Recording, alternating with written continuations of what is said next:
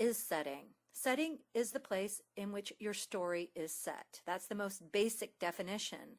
Most new writers are so close to their story, they can't even see the setting.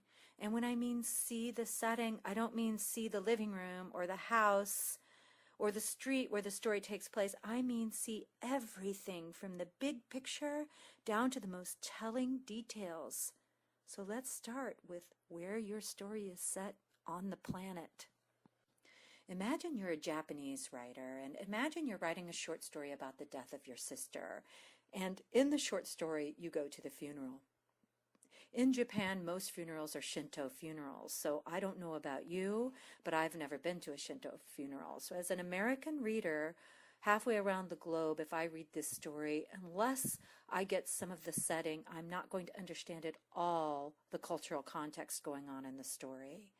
Now, I know American culture has been exported so profoundly through television and movies that almost anyone in the world would understand the phrase American suburb if you were to write about an American suburb. But my worry is that this can make American writers arrogant and lazy, and we need to be aware of, no matter who we are or where we are in the world, we need to be aware of where on the planet our story is taking place. Think about the culture, the era, the flora and fauna, the politics, the overall picture of this place on the planet where your story takes place. So when I think about Little Women, I think about mid-America and how socked in it is and how culturally and politically conservative in many places. And, you know, of course, I think about America as being sort of the dominant culture in the world, and I find it very interesting, the juxtaposition that my story takes place amongst people who aren't very well educated, who have a very brutal rural background, and there isn't anybody who's doing any reading or any intellectual activity, and the juxtaposition between the dominant culture and these people who do not feel dominant at all is very interesting to me. Also, the women are quite oppressed, and the women aren't able to find themselves, and I find that incredibly interesting in its universality, that this may be taking place in a dominant culture in the world, but the truth is the universal story of women trying to find their voice is true all over the world. So let's move inward, focusing more tightly on your setting. This is a satellite picture of London. Is your story set in some major city? Does the history of that city affect your story? Maybe you're not in a city, but you're in wild nature. How does that affect the characters? Many writers think of setting as a separate character. So how can you describe your setting as if it's a character in your story, its upbringing, its ancestry, its background? Give us an overview of the city or the rural area where the story takes place. Treat it as if it were a character. Let's keep moving in closer, closer and closer. Now we're walking the streets of the city where your story takes place. What are the smells? What is the feeling beneath your feet? What is the air quality? What are the sounds around you? What are the visuals? Just like characterization, setting is a sensual experience, and in your story you need to include all of the senses of the setting. Imagine the difference in the sensual details if your setting is in nature. The sounds, the smells, the effect of that nature on your very characters and the very truth of your story. If you took an event like the funeral of a sister and plopped it down in London, now India, now rural Texas, how different does that make your story just by having a different setting?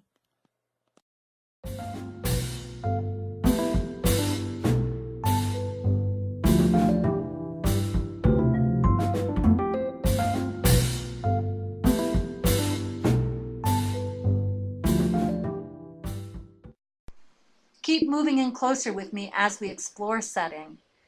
Did your story take place in a house? What did the house look like? What was it surrounded by? Where was it located?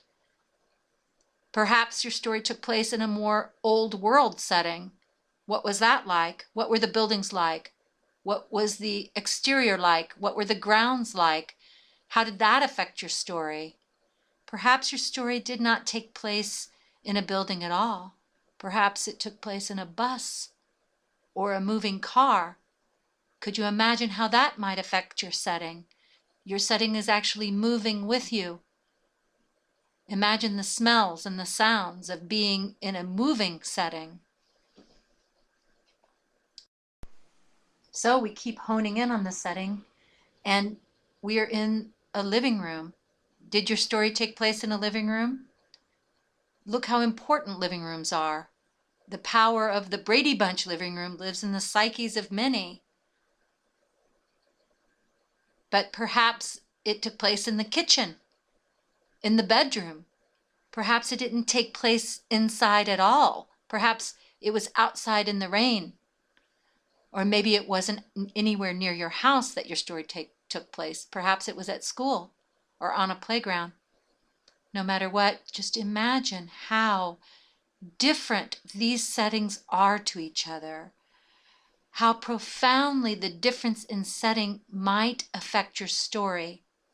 Many new writers write strong plot, strong story, strong characters, but ignore the setting. Never ignore the setting. It's an exciting, enriching addition to your story that will give it weight and heft and ultimately help you get published.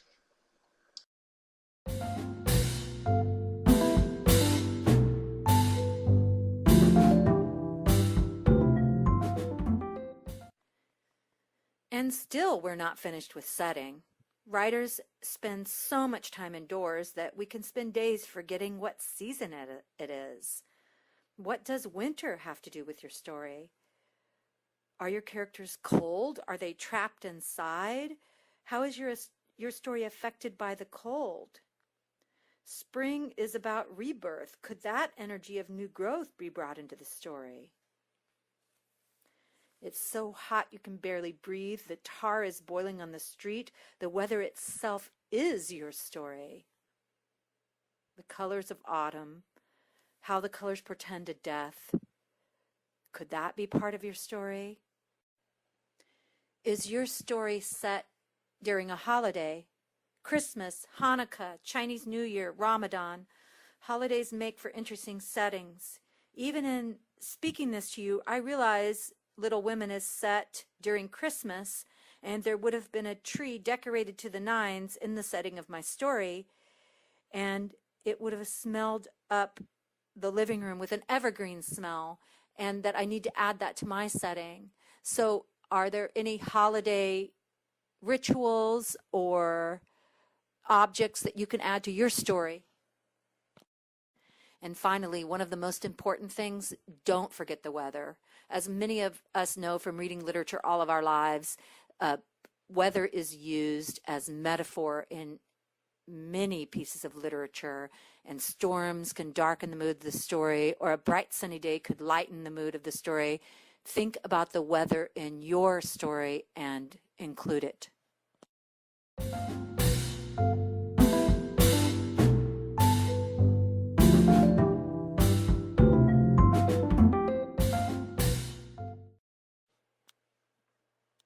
Let's keep moving in closer, and let's talk about the sensual details of your setting. All 5 senses should be used in your story as much as possible without being overkill. Think about the textures. Let's start with that. The feeling of water on your skin, the feeling of leaves crunching beneath your feet, other textures in the environment, wallpaper, the living room sofa, the curtains, anything that has a strong texture to it. Also, let's think about the sounds in your setting, excruciating sounds, softer sounds, loud sounds, also the visuals, the colors, the slant of light in your setting. And then we get into the smells, both good smells, bad smells, and we get into the taste of your environment, highbrow or basic, sweet or sour. We want to see all of the senses in your story. But what I want to also talk about is the sixth sense. What about mysticism and intuition? What about including a metaphysical element to your story? Magical realism has been around for many years and is a profound part of storytelling.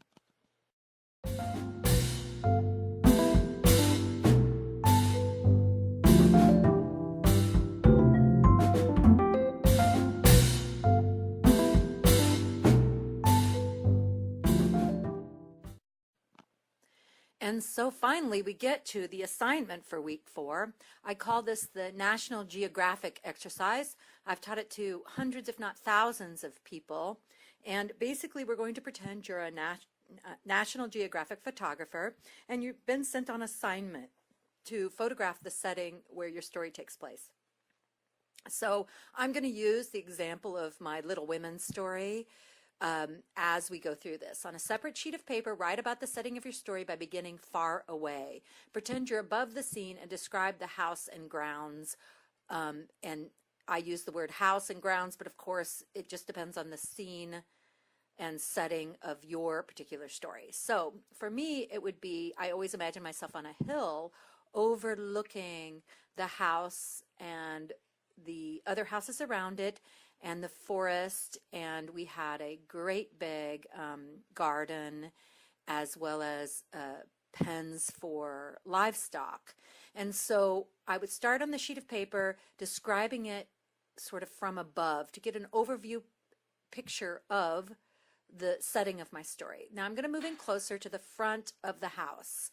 And again, if I were a National Geographic photographer, I'd be taking photos of the front of the house from different angles. But as a writer, I'm going to write about what the house looked like. And to be frank, I really loved this house. It was a 2-story house with dormer windows, and there was a lot of magic to it. So I would do that, and then I'd still move in closer as if I'm a photographer, going inside the house and taking pictures of the interior. So in my exercise, I'm just going to describe the entire interior.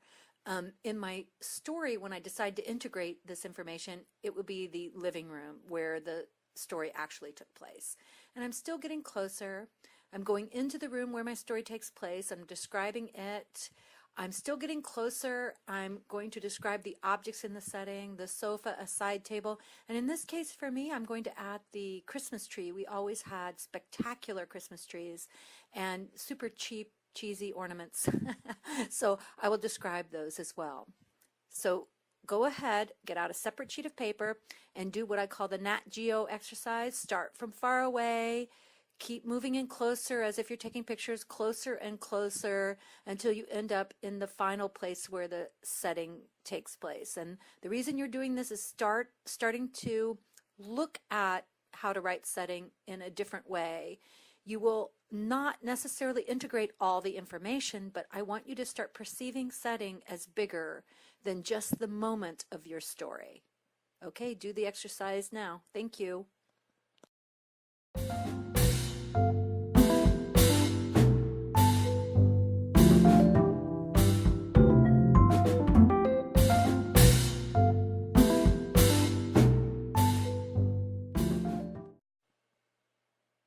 How does the place affect the story? I want you to write 3 to 5 paragraphs in your process journal on how you think this place that your story is set in affects your story, affects the events of your story, the characters of your story. What do you think of the place where your story takes place? What do others think of it? How comfortable are you and others in it? Is it a rare space or a normal space? Is it a typical space or an unusual space? Is it a new space or an old space? And I also would like to add a point here about don't forget the sensual details, the senses, the 5 senses of the space. How do they affect it? The smells, the textures, and the 6th sense, the mystical or the metaphysical can be added here too. So to give you an example of how this would apply to Little Women, I would talk about how Missouri was a very slow-moving place. It was rural and things happened very slowly and things did not change very easily. So I would probably have the setting affect the people in that they would move more slowly and talk more slowly. And that's very true of the setting. And I wouldn't have thought of that unless I had written this for you guys. So I'm thankful about that. The other thing is, what do you think of the place where your story takes place? For me, as the protagonist of the story, I wanted the hell out of there. I really love Missouri now, but at the time I wanted out of there. So I would really want to add that, actually. I think that would add to the story. Others think of it? I know the members of my family loved it and love it. And so how I might integrate that.